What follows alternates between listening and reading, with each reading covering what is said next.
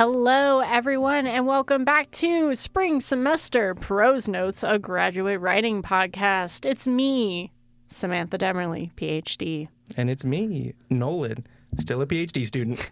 I almost forgot what I was, and then I remembered, and we're back, baby. We are also joined by RJ Thorat, one of the graduate consultants at the KU Writing Center. Today, we're going to be bombarding RJ with questions, concerns, points of interest. Woohoo! That's all I could think of. Our first interview, so welcome, RJ. Yeah, we have a really good welcome. Thank you so program. much for having me. I have been excited for a week since I got to know that I was going to be on a Yay. podcast. Awesome. Hell yeah.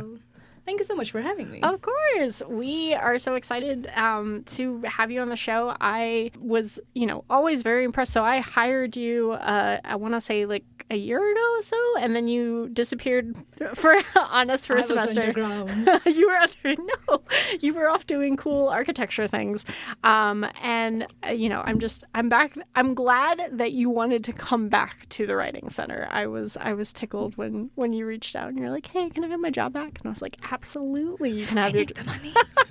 You can have your job back and the money. Well, cool. So we are going to start this little episode with one of our classic goofs and gaffs. That's what we're calling it now. Goofs and gaffs. It is what it is. RJ, writing totally sucks. Yes, it does. It does. How would you rather present your research? So I think in being an architecture student, we always find our expression in graphical terms. But when it comes to English literature, I think poetry is the best way to express my thoughts. So I think even architecture can be expressed through poetry. Oh, wow. Like the sustainable meadows of those high-rise buildings in a concrete jungle. Oh, my gosh. Some improv poetry live. Wow. That was amazing. That was actually really cool. Oh, my heart fluttered. So, yeah, and I, since childhood, have been a huge fan of Ruskin Bond, if you know him. Mm-hmm. So I grew up reading his poetries, and he's one of the poetry named Quiet Mind. It's kind of my inspiration. So, yeah, I think poetry always touches my soul in the right way. That's amazing. And I always believe that I wish we could, in everyday conversation, use poetry. I mean, imagine a world where people are saying out poetry to express themselves. You just did that, and it was beautiful. It was one of the coolest things I heard all day. So, quiet snaps for that. Yeah, ASMR. Thank you. Quite snaps. I kind of want you, if you don't mind, maybe talking a little bit more about what kind of poetry speaks to you. In your mind, is there a connection between architecture and poetic forms? That is a very good question. So I think the first thing that comes to my mind after listening to this question is that, yes, architecture can be expressed in poetry. So there is a connection because it's all about expression. How well do you convey your ideas? And poetry is also a form of expression from the deepest thoughts. Maybe it is more of the raw thoughts that a poet is trying to convey, like his sadness, or he's happy, or he's in love, or heartbroken. Architecture is more about how the building speaks for itself. Like, for example, how would you describe an urban living? So I think the genres keep changing, but there is a thin line of resemblance between those two. If you want to go that way, you can certainly try that. I'm in love with this idea. Also, follow-up question. Is there a building that has made you cry? Antonio Gaudi's Sagrada de Familia in Barcelona, Spain. So he suffered a real bad fate, and being an architect, he ended up real bad, and that building has been through a lot of things.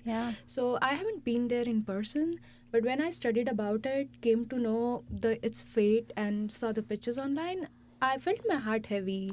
Whoa, I just looked it up. Yeah. Yeah. It is wild. Any buildings that have ever made you laugh? In here on campus? Yes. That would be a controversial answer. We won't Don't want to get you in trouble with your yeah. department. Not really. I think as architects have a different perception towards all the buildings. So I think we go more into the detailed side of it, like the serious side of it, rather than laughing at it, because we understand the struggle the architect has to go through in order to build it. So it's just like very bad to laugh at it for us. It's like unethical. Oh, gotcha. That's so interesting. I could honestly scrap the whole interview and talk about this because it's interesting, right? Because there's like the mechanics of architecture. We're not going to scrap the interview. But I like the point. Like there's the mechanics of architecture. There's the mechanics of like the poetry mechanics of whatever you're using. So I don't know. It's a really intuitive comparison. I really like that. I do like how this was a question on our goofs and gaffs, and RJ just took it in the most next level. Poignant direction. Yeah, we're here to mess around in RJ's. Excellent. Well, we do have a wonderful list of questions that I'm so excited to just chat with you about your graduate school experiences, chat with you about what kind of this degree and what KU and what writing means to you. Why don't we jump into it? So I think a good place to start then, just question one. I guess it's kind of two parts. So maybe tell us the program you're in, what year you're in, so just a little bit about who you are, but then why'd you go to grad school? So my architecture journey actually started, so that is obvious that I'm an architecture student. If it wasn't already, yeah. Yeah. So it started in 2016, I would say. No, 2013. Mm-hmm. So, and I had this longer vision of gaining a degree abroad in a foreign university. So that was like a longer goal. So in order to reach that steps, I kind of took the baby steps of doing my diploma first. Then I did my bachelor's. Then I'm currently in my master's at KU, and I'm in my final year. I can't believe I'm graduating this year. Congrats! Snaps. So yeah, that's how the journey kind of took place for the grad school that I wanted. It was like the end goal, and I made myself like focus to achieve that end goal. So this is a long-term goal you've had kind of built up in the back of your mind for quite a while now. Yeah, I think it's almost more than a decade now that I wanted to be. I mean, and everybody in my family has been in the grad school. They are like the least amount of degree that they have is like the master's. Okay. Wow, So it was kind of a legacy that I had to follow and go into grad school. Yeah, we've talked on the podcast before, but I like most of my family does not have a higher ed degree, so I was one of the first. And then Nolan, I'm a continuing gen. Yeah, you're a continuing. So you've got more of a legacy than both. But then both of us, really, yeah. Yeah. Yeah, and I think adding to that point, I personally had a reason to actually go to grad school apart from the legacy that I wanted to improve my worldview. Oh. So architecture gives you that opportunity to go places and explore them, and I wanted to get out of India. So I'm originally from India, the west part of India, and I spent like majority of my education and childhood over there. So I wanted to go out, explore as a person, that who am I if I'm not in my country? Yeah. So that was also one of the, I would say, secondary reason to go into grad school, specifically outside of India. Okay, so what kind of other degrees does your family have? So we have a lot of engineers in the house. A shout out to the other engineers. side of architecture, yeah. Yo, engineers. And my dad was in commerce, and my mom was in arts. Oh. So I think I'm the perfect combination. You are, yeah. So yeah, I think, and we have doctors, engineers, lawyers. We have every profession in our family. Oh my gosh, that's so impressive. That's really cool. So are you planning to continue after your master's? Do you know that yet? Is it too early to ask that question if you're wanting to get that next level? I think I want to go ahead because I want to like dive deep in the details that what else architecture has to offer me. So I had it on my list that I want to pursue a doctorate, but I mean, there are a lot of factors that kind of influence your decision at a certain point of your life. So let's see how it goes. Yeah. Well, continuing this conversation of, you're a legacy graduate student, you've been kind of exposed to these degrees for most of your life. Were there any shocks going from your undergraduate education to your graduate education? Yes, I think one of the biggest shock was a cultural shock that everyone gets when they leave their country. But I think one thing I learned in being in the grad school that you don't necessarily find answers for everything. Grad school is more about gathering the evidence. So in undergrad, we are under an impression that every question has an answer, no matter what the situation. So we tell the professors, could you repeat that? So we are like so much involved in gathering that information. Grad school is more about experiencing the process. So it's not necessarily that you would get an answer in the end, but it's about more of experiencing how do you reach over there. So I think that is one thing that I learned. You have to able to communicate well in terms of writing, because in undergrad you don't do much of the writing. I'm not sure about other fields, so I will talk about mine. We do write, but not that much. Maybe literature review is the highest writing we do. So I think writing in English language, you have to be real good in the graduate school, because you have to write a lot, you have to read a lot, you have to multitask a lot, which is not really the case in undergrad. So I think that was, I wouldn't say shocks, but like more of the learning experience that you only get when you are in that position. Yeah. So yeah, I think that's the one thing.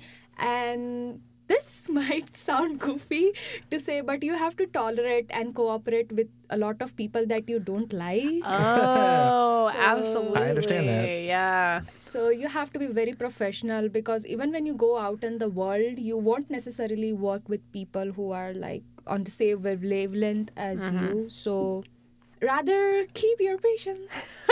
I think that you're describing something I feel very strongly, and this is no slight against any of my colleagues or against anyone I went to grad school with, but when people go to grad school, there's often that shift in like, so you were probably really smart when you were an undergrad, and then you were like, okay, I'm so smart that I'm going to go on to this higher ed degree, and you're like, oh, okay, I'm now surrounded by 300 of the smartest people in existence. And you just kind of have to get used to a lot of very big egos. And some people, you know, deserve those egos. They're smart, they're brilliant, they're charming, whatever. But, you know, now you're surrounded by some of the most like charming, charismatic, intelligent people you've ever met. Yeah, and adding to that, I do feel that in undergrad, when we are quite young, we have a thought that I'm here to make friends. In grad school, not everyone is there to make friends. They are what is called networking is the term that I learned, and I realized that, okay, because people come from all walks of life in grad school, that's the best part, that it's very diverse. So you don't really meet people who are as the same age as you. There might be a generation gap in between you. So not necessarily that you don't vibe with them, but it's higher chance that you won't end up having any friends. You are just like, you know, people. Nolan, I feel like this is speaking to you. Well, yeah, so I came from linguistics and into education, so I totally understand about, like, coming out of undergrad, like, I did, like, lit reviews, and so, like, coming from a non-English major, yeah, like, the change in writing, I totally feel that. I'm now in a school of education, yeah, like, it's a really political thing, too, right? Like, the question of how do we educate our whole country, like, all these things is just a really political field. And, yeah, there are people whose politics and kind of worldview I don't align with that are in my classes. And you have to, like, learn how to, I guess, cohabitate in those environments with them. And honestly, it's led to some really engaging growth and discussion on my end. But every now and then I'm like, I just wish I didn't have to have this conversation with this person. So I totally feel that.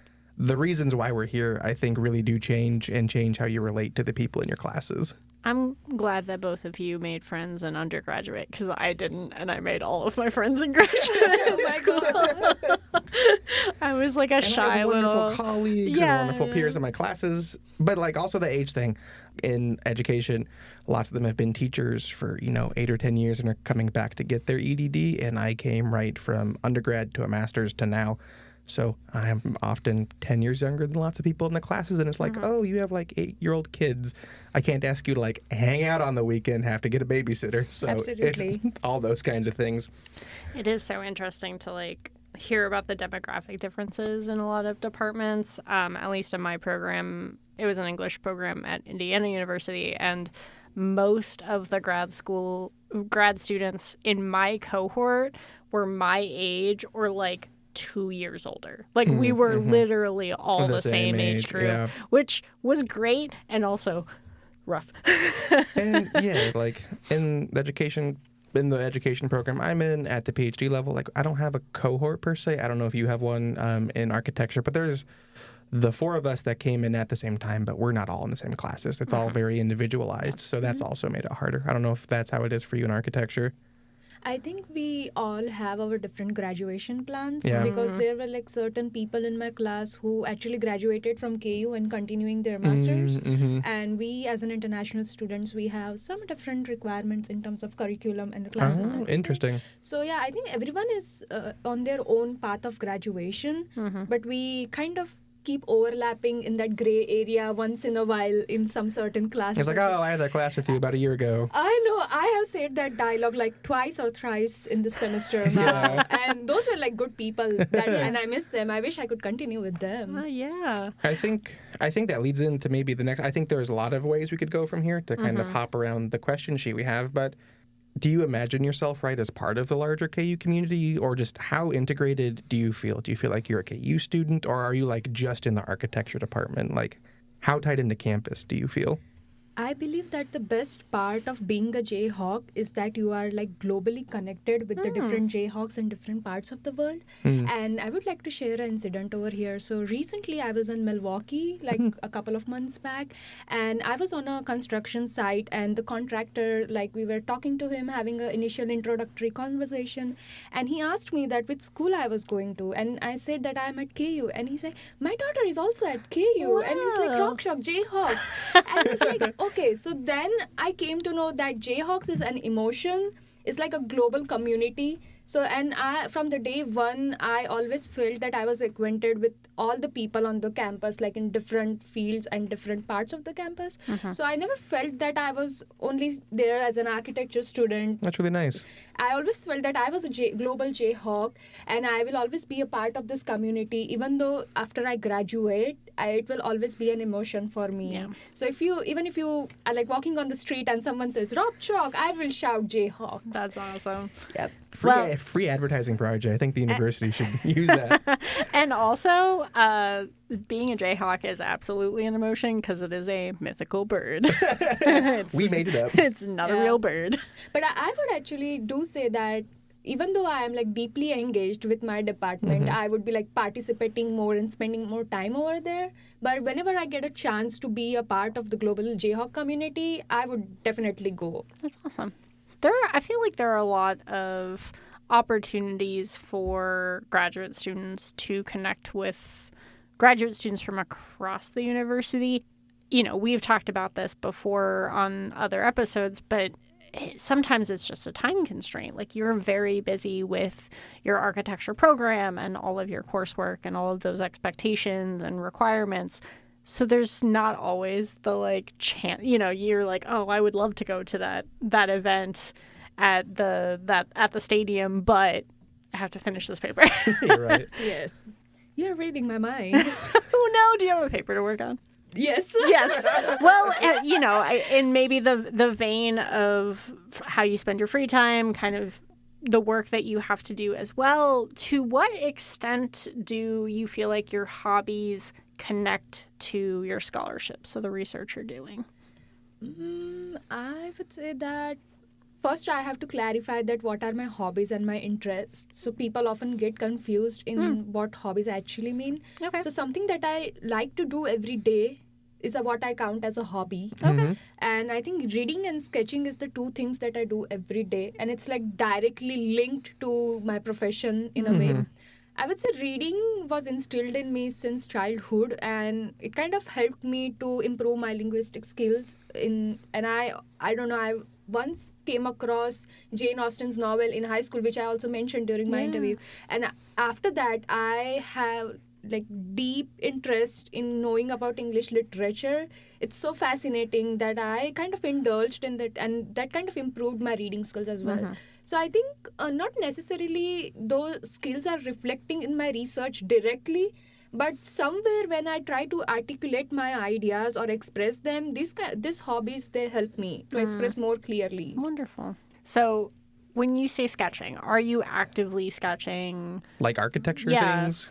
Or birds? That's a very good question.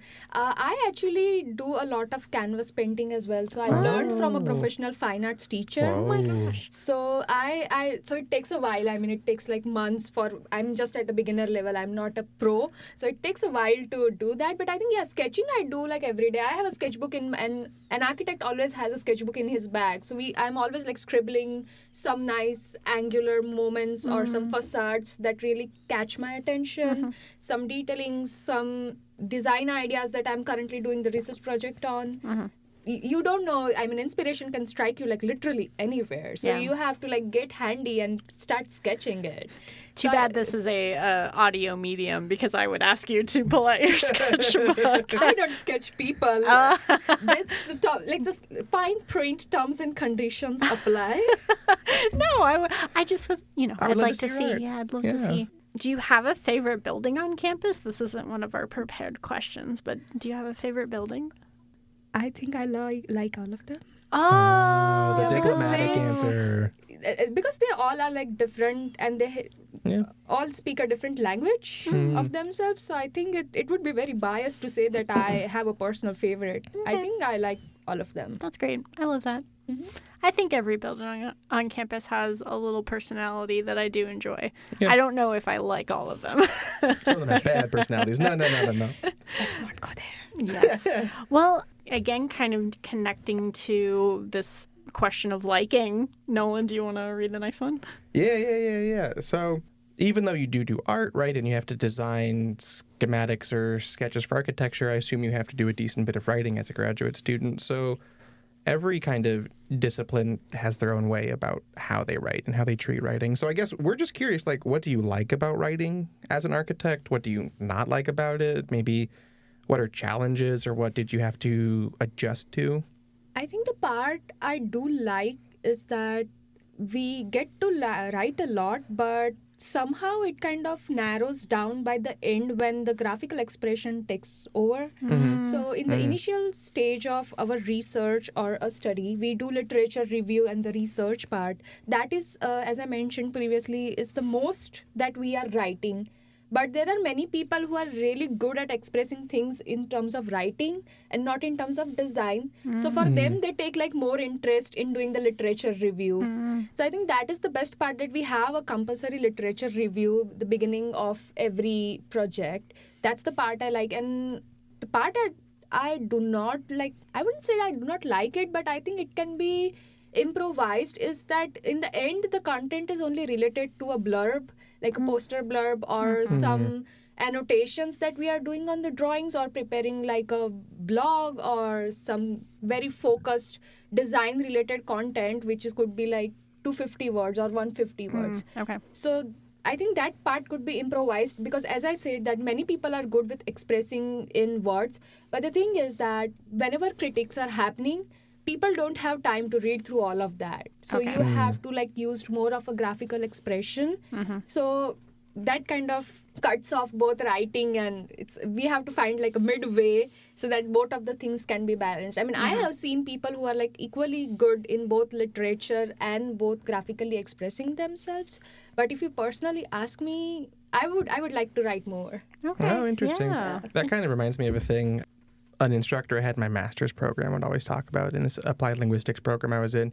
And you just talk about there's people who are good at writing, and there are people who are maybe good at research but not writing, or there's people who are good at writing and not doing the research. And the ones you really like are when you're good at the writing and the research. So that sounds kind of related, right?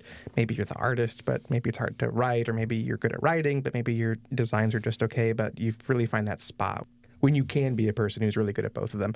I also feel you're talking about having an abstract being the way people approach your work, and you've got 200 words and you've got all these ideas, and I'm like, oh, you just need to read the first couple, pages of what I've written, and then you can get, an idea of how how I write and who I am. So I totally feel what you're talking about. I wish people would offer more time than just reading the abstract. Yeah, and as a matter of fact, you will see that many known architects in the world, they are like very good like writers, authors. They have written good books which we study from during our undergrad and grad.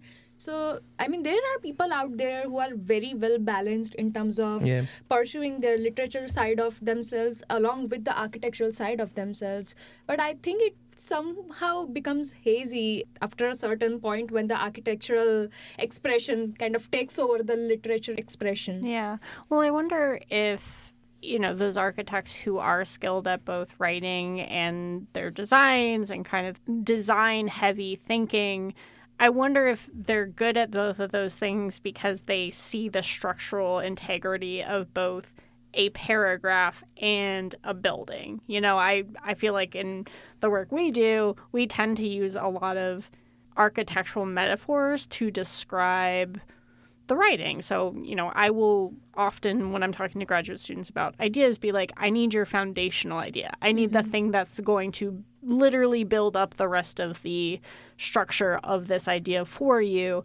And knowing how to zoom out, get a good sense of the picture, then zoom in on details and focus on particular motifs and design elements, I imagine that translates quite well to writing for a lot of people, or maybe for a select few architects. Yeah, I think that's a very interesting point of view on that. I really like it. And I do emphasize that this both aspects are correlated in our everyday lives, but we just don't pay attention to them. I mean, once we start paying attention, we get to know that how often a non-architectural person is also talking that language. So that's the beauty of the both things. Yeah, absolutely. We have a lot of architectural metaphors in English, and I think that's beautiful. To that end, do you have a personal philosophy of writing? So whenever someone asks me about my philosophy of writing, the first thing that comes to my mind is a typewriter. Really? Yeah, because I always thought there are two kind of people, one who like to write on the typewriter and the one who like to write on their laptops. So if you ask me, I would be the typewriter person. And it is majorly because when I was learning my canvas painting, my professor told me that you see the artists, they use pencils that don't have erasers on them. Because if you have eraser, you know that you can rub the things off.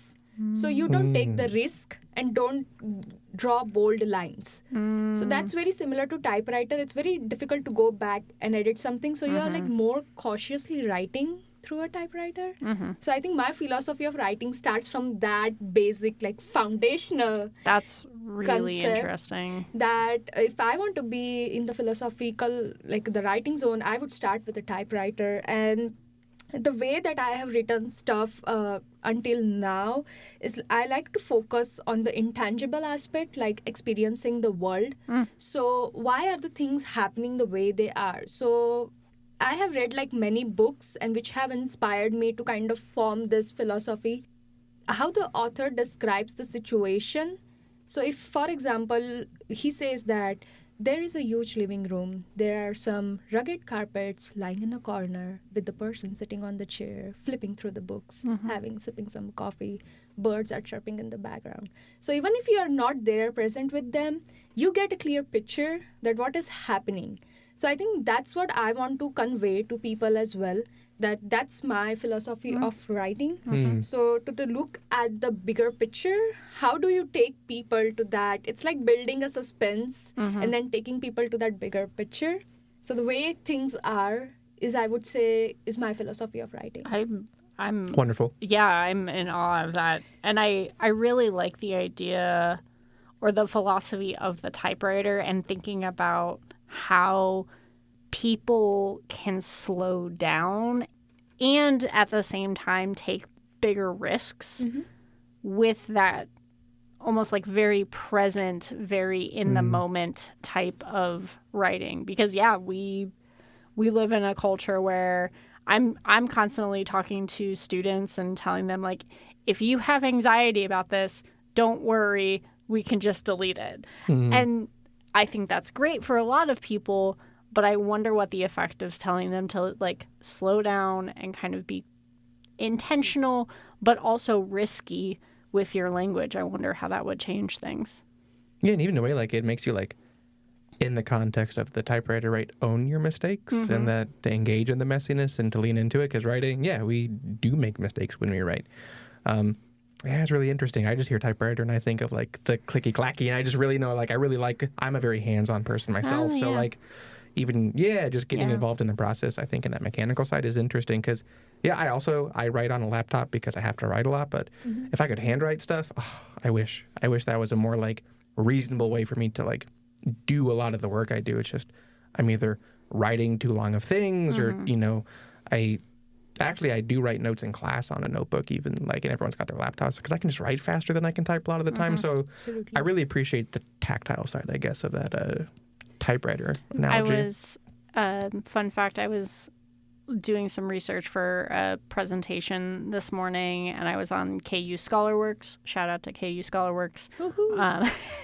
And I found a dissertation from 1893 that was handwritten in cursive. Wow. Yeah, because that's how they used to do it. No, the penmanship is like a art that is getting lost. Imagine making revisions to that. I mean, you don't. You just write it. You may, like, have your little, like, ink blot thing. Yeah, interesting. Yeah, whiteout.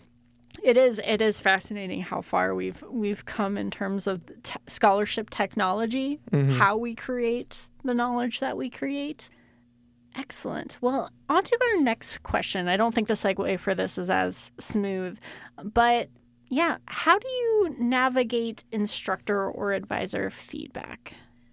I personally take it very positively. Wonderful. Because I think each mistake you make, you get to learn something new.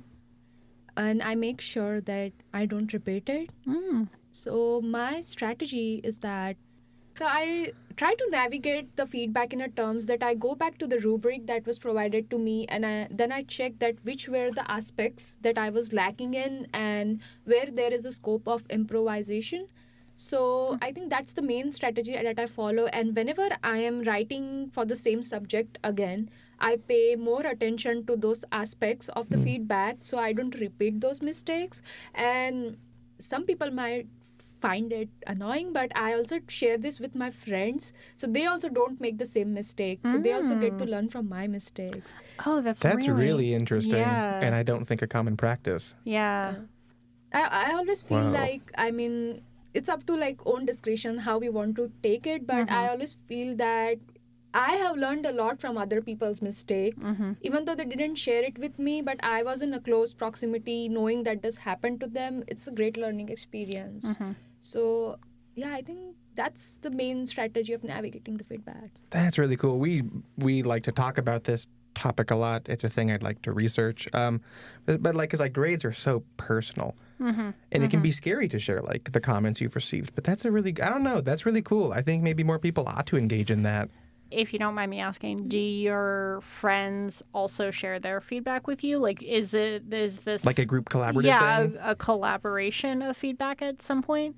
We do share the comments that we received. Like, each one of us, we kind of, like, share it in a way that, what was your, how did you do on the assignment? How did you get? So we do discuss those feedbacks, but we don't necessarily discuss that how we want to improvise in that particular section, or how I want to strategize to not to make it again. That is something that we don't discuss because I think that's very personal thing. Yeah. I think KU is very positive in terms of commenting on assignments. So even if you are lacking or missing in something, it's articulated in a way that you don't feel bad that, okay, I didn't do good on the assignment. But it's more of a, you can do better next time. That's kind of an approach. And that's wonderful. I'm very happy that you've had that experience. I think feedback, because it can be so personal and sometimes a lot of students do take it as critique. This is how I'm failing. This is the deficit in my work. And so having that very constructive mindset of this is how I can do better is super healthy. Good for you. Thank you. Yeah. And I wonder, just even thinking about this kind of the sharing of because it can be personal and because it can be a little bit vulnerable to share out the mistakes you've made throughout the process, I wonder if, more grad students would benefit from that kind of transparency. If it would be useful for them to share the feedback that they've received on a paper with people who are then sharing the feedback they've received on a paper. I was going to say, what that kind of reminds me of is like unionizing. Right? Like it's like we're going to share the feedback with each other. It's not like, and I don't, not like a keep, the instructor in check kind of way, but it is kind of a way of, or like talking about your wages amongst your coworkers. Like, it's like, where am I at? Where are you at? How can we help one another in this? Yeah. I think that's an interesting, if not politically charged metaphor, but I power to the people. I think it's a really cool practice that you do that, and it's not one I've heard of happening a lot. Yeah. So more power to you. I think I might actually start trying to make that happen.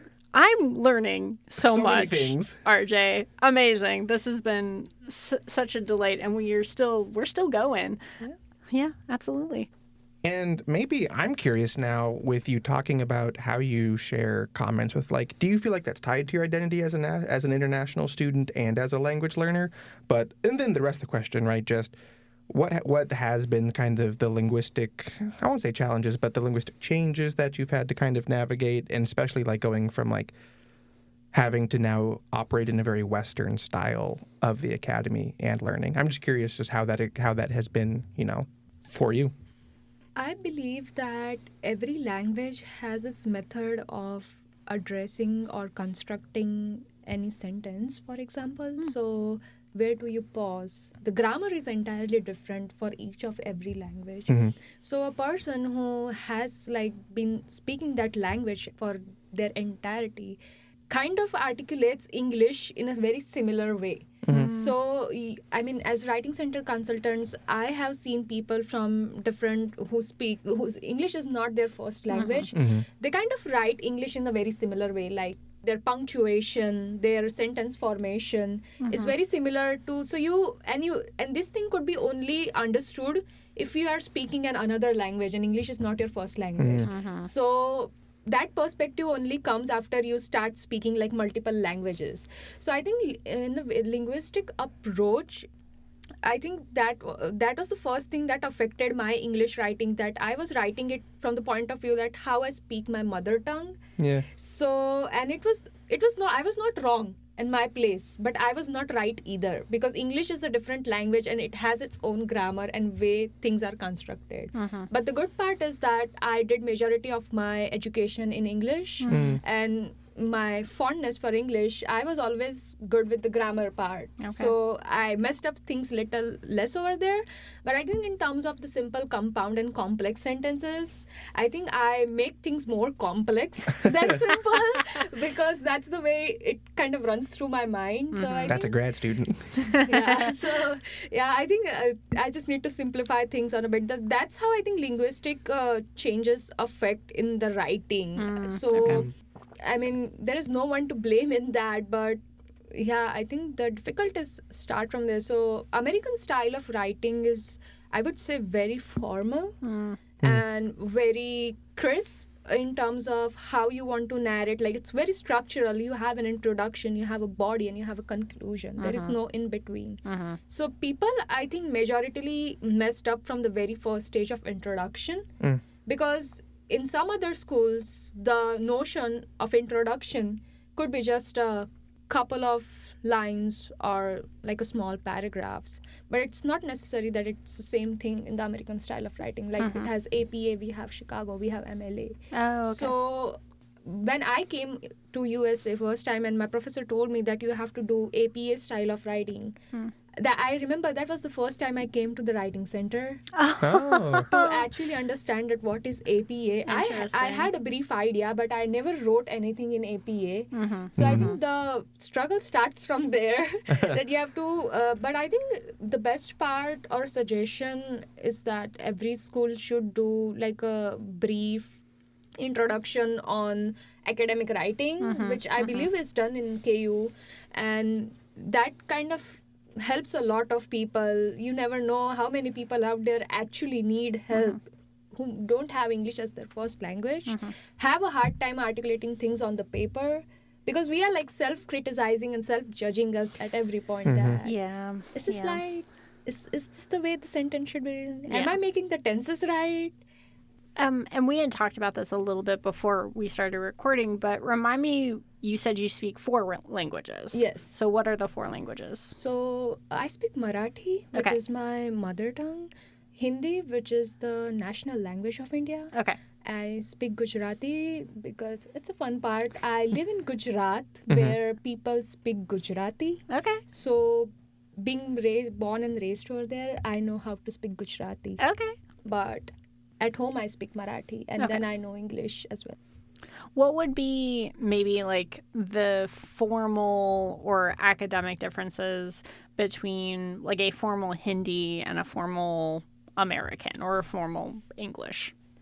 I haven't given like much thought to that perspective, but it's like a very interesting part. I have like started thinking about it now. But I think English is more, as you said, it's more like formal. Hindi, I think, is more respectful. I would say. So, I mean, all the Indian languages, so in our culture, when we are talking to someone who is elder than us, the grammar changes entirely as compared to when you're talking to someone who is younger than you.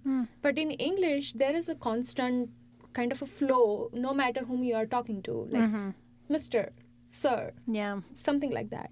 So that thing is not in Hindi. In Hindi, we have different ways to address people in a more respectful manner, in more less respectful, like not less respectful, but like a more informal manner. So I think it's very vast.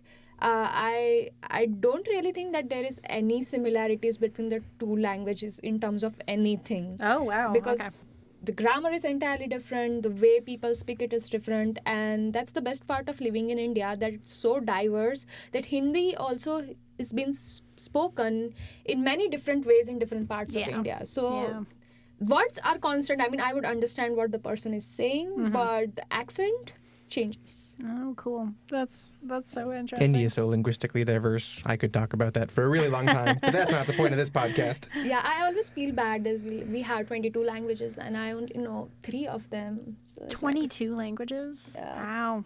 Every state has its own. And there's Indo-Aryan languages, and then there's the Dravidian languages, like Tamil is like the big non-Indo-Aryan language there. So it is really cool. Punjabi, Kashmiri, like just every place has its own. It's so neat. Yeah, but I think they all are derived from Sanskrit, I believe. Yeah. Please correct me if I'm wrong. No, So I think we also had Sanskrit when I was in school, and there was a phase of my life where I actually knew how to pronounce Sanskrit. So all our chantings and the mantras that we used to pray the God, they are all in Sanskrit. And it's very difficult to pronounce. So you don't want to annoy the God, so it's better that you don't pronounce it. Don't annoy the gods. Funny. Oh goodness, my pronunciation is so poor. That's so interesting. I speak 1 language. I'm trying to learn Japanese on the side. It's going very slowly, and it's always such a treat to talk to people who have the skill and knowledge and background that you just have 4 languages. You get it. And it's just so switch. Cool because you're doing grad school at language 4. Like that's crazy to me, and it's so impressive. Yeah, I have met people who have like told me that I'm very nonchalant about knowing 4 languages, and I was like, you don't realize that difference until you come out of India. Because it's like very normal over there knowing 2 or 3 languages tops. So you don't feel like you've done any wow thing unless you go out, because there are like many other international countries. Their languages are also like unknown. So it's not only about India, I guess. So in that region, I feel that real bad. Okay, I have so many languages to learn. Well, I mean, in the You've US, impressed us thoroughly. Yeah, in the US, I feel like there's always that expectation that you know at least English, and if you know you took high school Spanish. Yeah, you took high school Spanish or French, and that's about it. So Always impressive. So we can go straight to our kind of final question, but we did ask you to prepare some questions for us. So do you wanna shoot questions our way? Yeah. So my question for you is, what motivated your interest in English literature? So I'm the lit person, but I'm kind of curious to hear what Nolan has to say about this. My background in English literature, I mean, it really did stem from just a fascination with storytelling. So I think from a very young age, I was one of those kids that read books about dragons and books about detectives, and I was always really interested in how stories were built and like literally from the ground up, and how characters are conveyed. You know, some characters are interesting and some characters are boring and some characters are funny and some are serious, and I really just loved that aspect of storytelling. Now, I got into anime when I was, in high school and middle school, and so with those powers combined, I started taking a new appreciation for different types of storytelling. So, how different cultures like to tell stories and how different cultures literally construct characters. What character types exist in the US and what character types exist in the UK and what character types exist in Japan and all these cool things. And then my degree kind of started in, early modern English. So I was doing a lot of restoration literature. So John Milton's Paradise Lost was kind of the first thing I really wanted to study because I was so interested in how he built up characters. But then I got into drama and I got into theater and specifically Shakespeare. And really, for me, it's all about people. It's all about how we describe people, how we create people, how those people seem more real or seem fake or seem somewhere in between. And it's just been so interesting to watch how storytelling has evolved. I think at this point, I'm still really interested in theater. I'm still really interested in movies and TV. I'm becoming more interested in short form social media characters. So characters people make on TikTok that are just a sketch of a character that they play for 1 second or 30 seconds. And humanity just loves to create crazy characters, and I really feel like that's what drives my interest in not only the writing center work I do because I'm working with so many people. I'm working with people at different stages doing different things, but I'm also just so curious about how we are creating a sense of a person from so little or so much information. So I have a follow-up question. Before that, it was a very beautiful description. Oh, thank you. So, I thought I was rambling. No. I can see the journey through your eyes, how it started and how you went ahead. Hell yeah. So, which is your favorite character? Oh, no, RJ, that's such a rough question.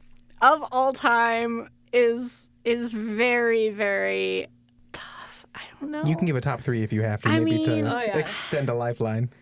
I mean, okay.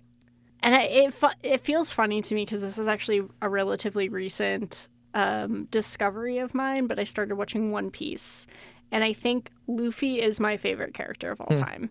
And I think Luffy's my favorite character of all time because Luffy is a character that has such intense morals without over-determining anyone else's.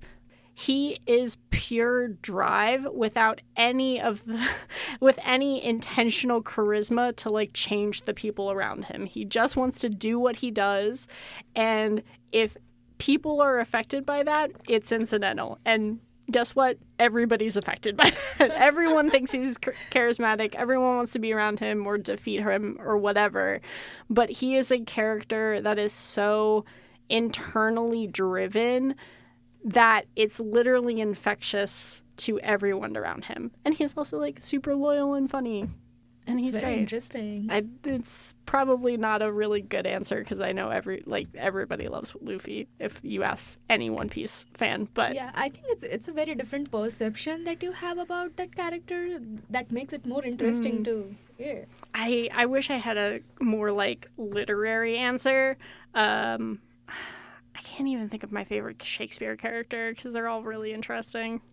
I mean, the other maybe answer, which is a little less interesting but has like a very clear place in my heart, is Ash Ketchum from Pokemon. Oh my God. Because I grew up with the kid. You know, that is a franchise that has existed for most of my adult life and childhood. And like Ash is a character that has touched so many people. I don't think he's a particularly interesting character, but he's great. He's a great guy.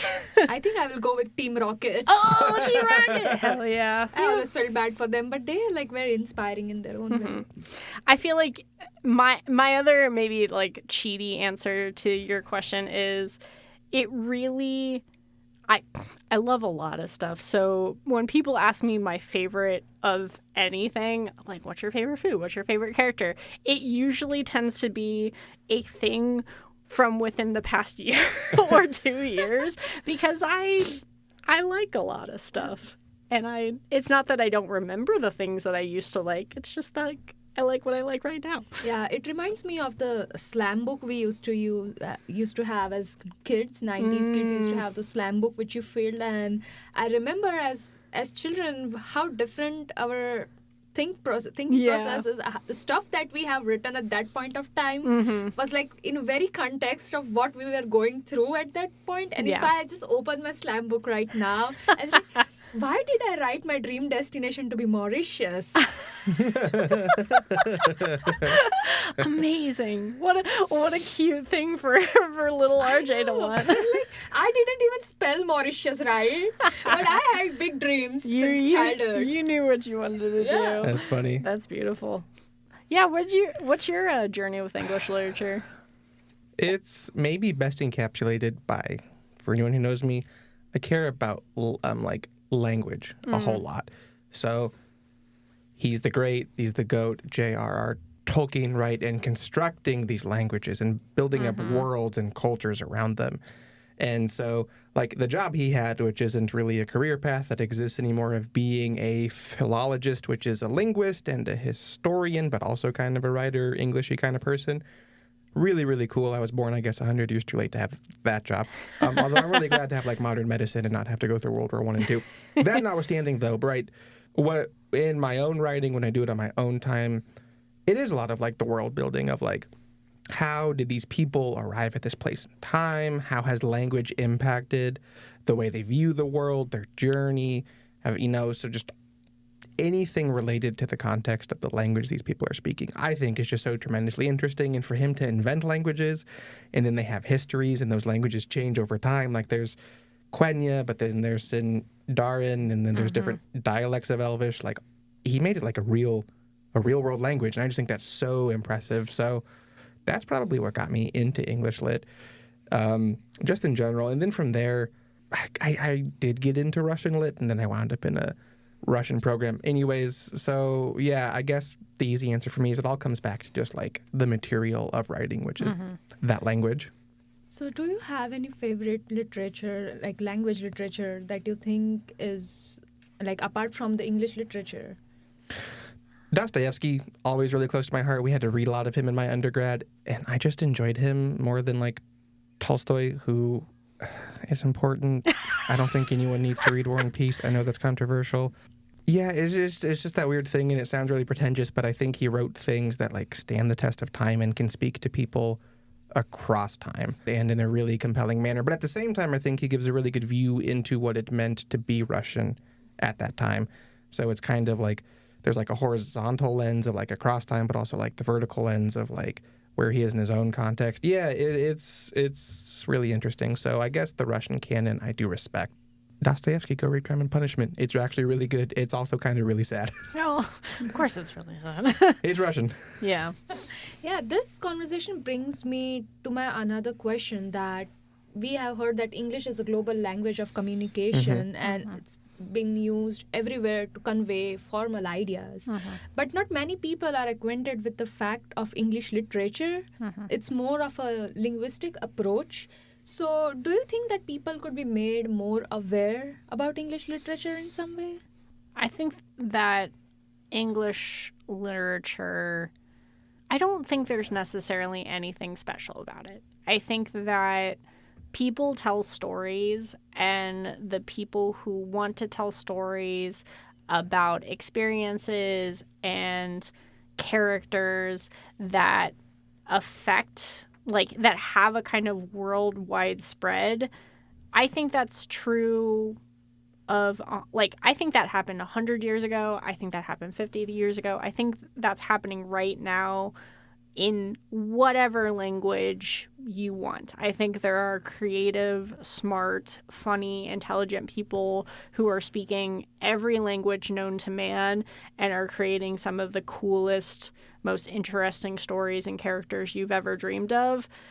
And I think that what's awesome about English is that it is, I don't know, this makes me feel weird, but like saying this out loud, but English is a relatively global language in the sense of, even if you don't speak it fluently, you have enough of a grasp where you can use it a little bit to at least share your story out.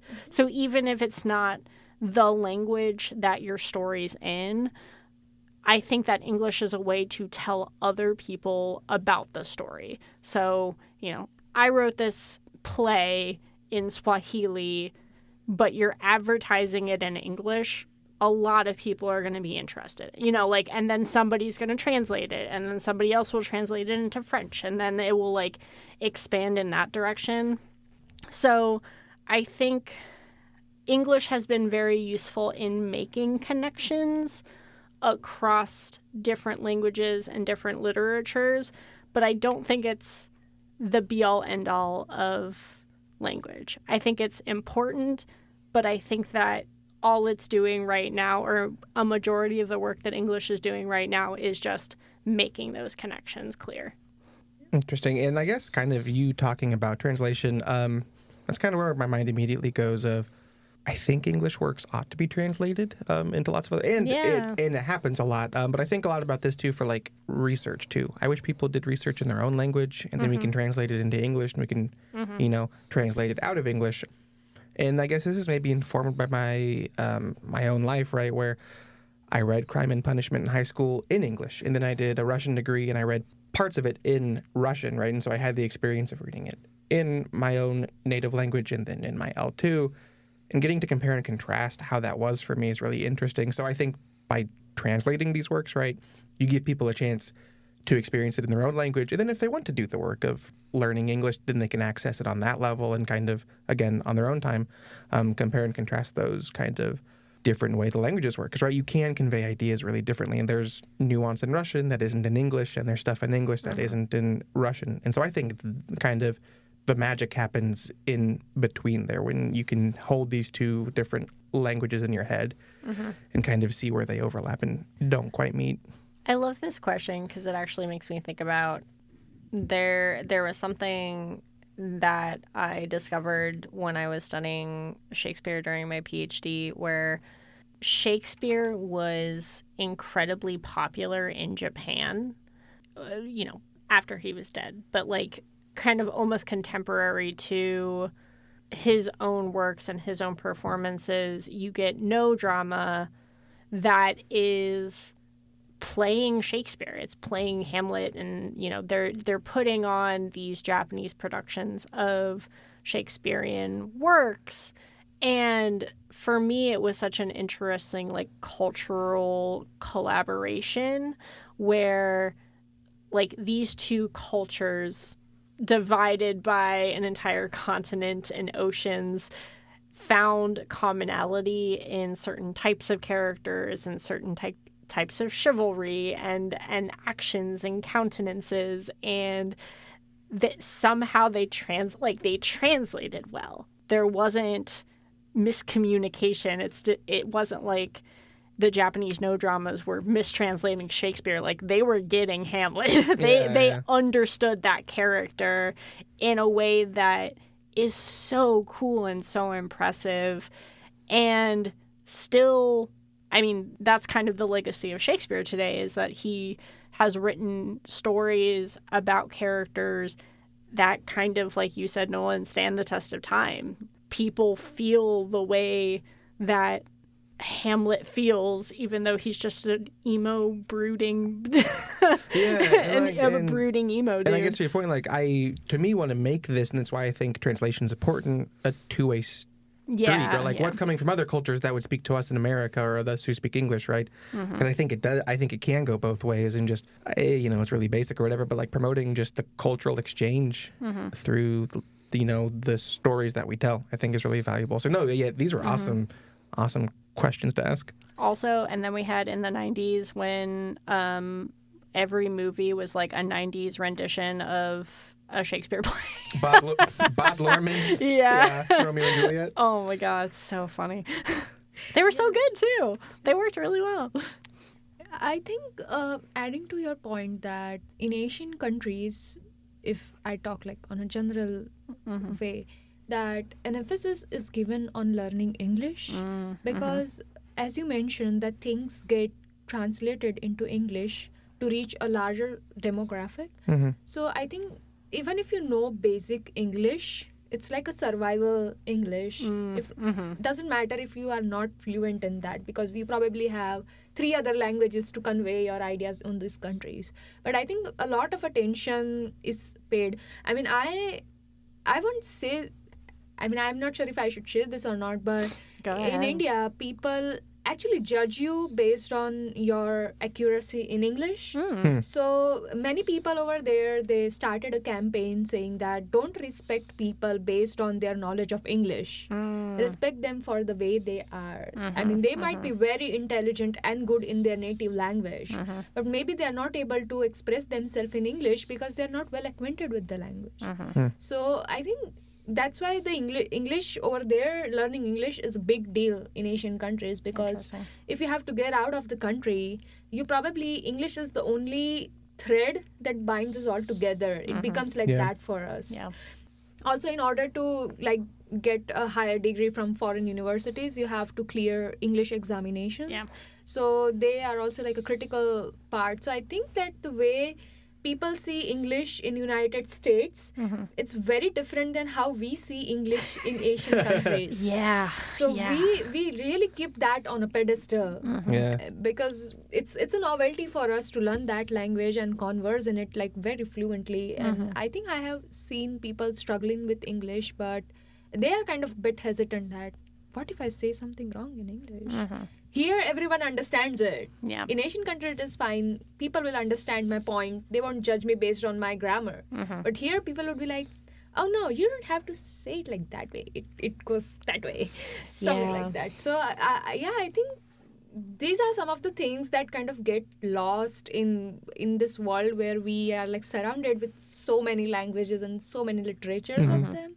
So, I think that's the beauty of it, that to see it from a different perspective, that how different people conceive different languages. And I think this is a really wonderful preview for a podcast we'll do later in the year about the hegemony just of the English language kind of in academia in general. So no, those are really wonderful, thought-provoking questions. And I guess now we'll kind of turn the microphone back over to you. And just, if you could go back in time and give yourself 3 different, pieces of advice, what would you tell yourself before starting grad school? So I think one thing that I would tell to my future graduate self is to have a community outside the academia.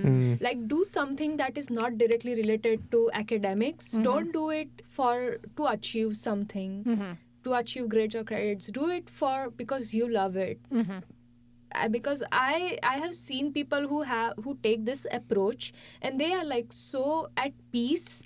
They are also doing the same thing that I am doing, but they are like taking out the time to do something that is non-academic, like going out for a walk or spending some time with their pets, reading a good book. These things can actually affect you in a longer run. and it's kind of you're building a qualitative life, which is my second advice that I would give me, that have a quality life. Don't be a workaholic. But I think it's an irony that as an architect I'm saying that. No, it's not ironic. Current architects. No, you are great. So yeah, the quality of life is, and not only as a student, but in future as well, that no matter where you are, what your conditions are, have a quality of life, because that can certainly change your perception towards so many things. Your thought process is directly linked to the way of life you are living.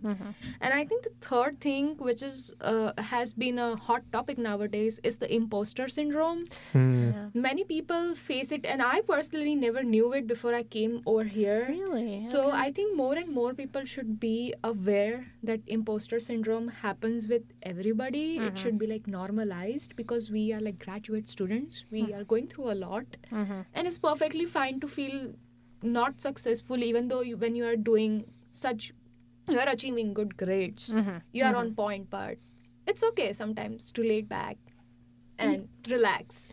Oh, I hope past RJ is like, well, this is how I want to live my life now, or future RJ, as you said.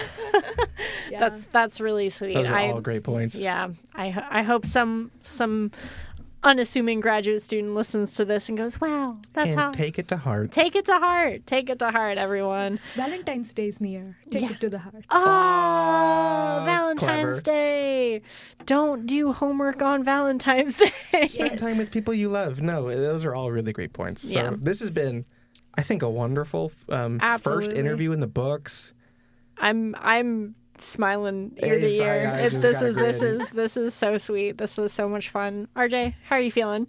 Yeah, I can continue for like an hour more. I keep talking. It's good to be. This is my first time doing a podcast. Oh, hell yeah! So, and being with people who have such good and different perception on the things, it's kind of a fresh take on all the things that I always keep learning from all my fellow consultants and you. I still remember telling my parents that my head in the right and center, she is like so inspiring. Even during the interview, she was like so encouraging, so welcoming, that I was like, I want this job. I want to work with this human being. She's so awesome. Cry. Oh, okay. That's really sweet. I love having you on the team. Thank you. You really bring a level of like joy to just like the writing center that I absolutely appreciate. You walk in the door and I'm like, a joie de vivre. Yeah, joie de vivre. RJ's here. Yippee. So thank you so much for being on the show. I'm glad you've had fun. We've had a great time. This has been great. Thank you so much for having me. And I hope that this podcast reaches more and more people know that they are not the only one in this universe that are going through this process. We are like, we got you guys. We got you. Hopefully this is a light in the dark for grad students. Yeah, this was just a really wonderful time. Yeah. And I guess we're going to say what we always say, which is happy writing. Happy writing, y'all. Take care, everyone.